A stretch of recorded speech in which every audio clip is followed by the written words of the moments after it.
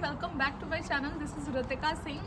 Now I'm the third year medical student in Camarovo State University. So guys, जैसे कि आप देख सकते हैं कि मैं Camarovo State Medical University के सामने खड़ी हूँ और मेरे साथ एक स्टूडेंट है सीरी। सीरी, आप अपना इंट्रोडक्शन दीजिए कि आप कहाँ से हैं, आप मतलब कौन सी यूनिवर्सिटी में पढ़ रहे हैं, एवरीथिंग। मैं सीरी हूँ। मैं कैमरोवा स्टेट मेडिकल यूनिवर्सिटी में पढ़ रही हूँ। मैं साउथ इंडिया से हूँ। कर्नाटका मेरा प्रॉपर स्टेट का नाम है। बाय द वे, आपने कैमरोवा स्टेट मेडिकल यूनिवर्सिटी ही क्यों चुना? कोई और यूनिवर्सिटी में आप क्यों नहीं गए? इधर एफएमजी का परसेंटेज रेट भी बहुत अच्छा था और कैडावर एनाटॉमी का और हॉस्पिटल ड्यूटीज़ का सारा अच्छा था। इसलिए इंडिया और इसका उतना डिफरेंस नहीं लगता था, इसीलिए मैं ये यूनिवर्सिटी चूज कर। बाय द वे सीरी, आपके प्रोफेसर्स वगैरह कैसे हैं? ये यूनिवर्सिटी कैसी है? मतलब मान के चलो कि अगर प्रोफेसर्स कोऑपरेटिव हैं या नहीं है, या फिर ये यूनिवर्सिटी WHO अप्रूव्ड है, NMC के गाइडेंस फॉलो करती है नहीं करती है, इसके बारे में आप क्या कहना चाहोगे? इधर प्रोफेसर्स बहुत अच्छे हैं, सारे इंग्लिश में ही टीच करते हैं ऑलमोस्ट। कुछ डिफ़िकल्टी हुआ तो भी कोऑपरेटिव है, सारे इन्हों ही मैनेज कर देते हैं। हमको जस्ट पढ़ाई पे कंसंट्रेट करना होगा और एग्ज़ाम्स वगैरह सारा ठीक ठाक वीकली चल जाएगा। कोई परेशानी तो नहीं है सब्जेक्ट्स के बारे में। और यूनिवर्सिटी भी बहुत अच्छी कोऑपरेटिव। बाय द वे, वैसे आपसे मेरे को एक क्वेश्चन था कि आप मेरे से टच में कैसे आए थे? आपने मैं आपको कहाँ से मिली थी, कैसे मिले थे हम यही वाली एक यूट्यूब चैनल से, ये रिच व्लॉग ये यूट्यूब चैनल से मैं तुमको कांटेक्ट करी। तुमसे मुझे रिप्लाई आया और ये यूट्यूब चैनल के मदद से मैं ये यूनिवर्सिटी भी ज्वाइन हुई। ओके। एंड जब आप यहाँ पे आए तो आप दिसंबर में आए थे यहाँ पे और उस टाइम पे काफ़ी ठंड थी।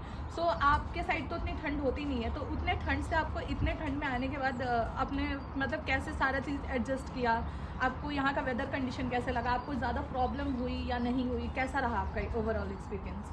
मैं उधर से आने तक ये वन वीक मुश्किल हुई थी मुझे भी, बट अभी ठीक हो गया। जैकेट्स और सारे इधर का सिचुएशन हम एडजस्ट हो गए। ओके। वैसे बाय द वे, आपका फर्स्ट ईयर कंप्लीट होने वाला है within 2.5 months to 2 months में। सो आप क्या कहना चाहोगे कि मतलब आपका फीस वगैरह जमा है, नहीं है, क्या सीन है?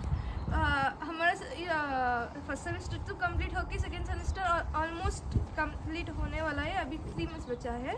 हमारा फीस लाइक असेंबली वाइज दीदी तो सारे इंचार्ज लेके प्रॉपर टाइम टू टाइम पे कर रहे हैं।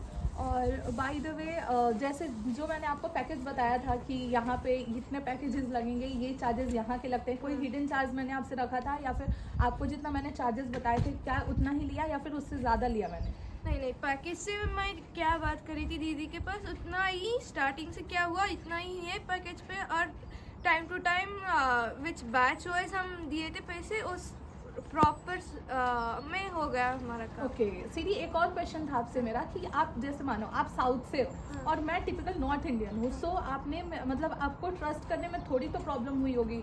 सो आपको मतलब आपने मुझ पर ट्रस्ट कैसे किया? ये बात तो दीदी हमारे ये समझती कि इधर हम आउट ऑफ कंट्री में हम सारे इंडियंस हैं।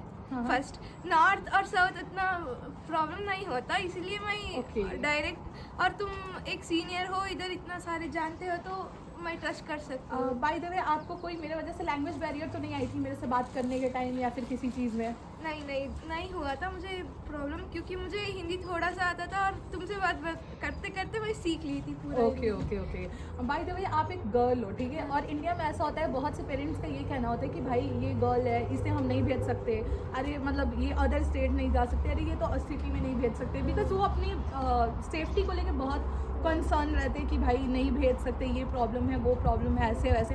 तो एक पेरेंट्स अपने बच्ची को अदर कंट्री कैसे भेज सकते हैं? मतलब उसके लिए क्या कहना चाहोगे आप? मैं मेरा बारे में बता रही हूँ। मैं कभी भी बाहर नहीं गई थी दीदी, बट मैं इधर आने के बाद मैं ऐसा लगा कि मैं कहाँ पे तो घूम सकती हूँ और इधर इतना सेफ्टी है कि लाइक कोई दिक्कत नहीं, प्रॉब्लम नहीं होता, सारे कोऑपरेटिव है। क्योंकि यहाँ पे तो Russia already girls dominant country है, सो इसके वजह से। सो आप आने वाले फ्यूचर पेरेंट्स को क्या कहना चाहोगे कि क्या वो अपनी लड़कियों को यहाँ भेजें, नहीं भेजें?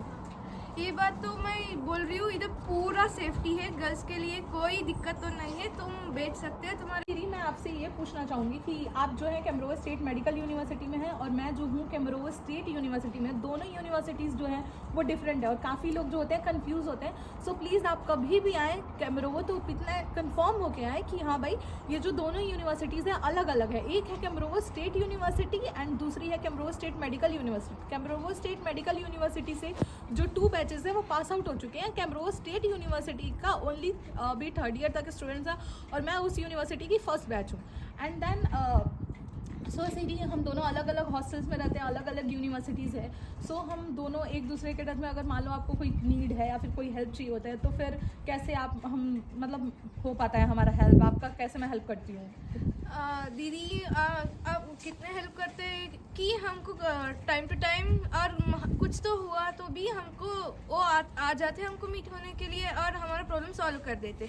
उनका शेड्यूल बिजी है तो किसी को तो भेज देते हैं हमारे पास और हमारा सारे प्रॉब्लम्स और सब इश्यूज दीदी सॉल्व कर देते हैं। मेडिकल चेकअप सारे वगैरह कुछ है होता है इधर का प्रोसीजर्स, वो सारे दीदी मैनेज कर। सीरी आप क्या कहना चाहोगे कि ड्रीम्स टू डिग्री के थ्रू आना आपका वर्थ इट है या नहीं है, और आगे और लोगों को आना चाहिए या नहीं आना चाहिए? और ड्रीम्स टू डिग्रीज आने से फ़ायदा दीदी ही है, इधर ही रहते हैं, सो बेटर तुम यही चूज़ करो और इधर आना बहुत अच्छा लगता है। थैंक यू वेरी मच सीरी, हमारा इतना सपोर्ट करने के लिए और इस वीडियो के लिए थैंक यू वेरी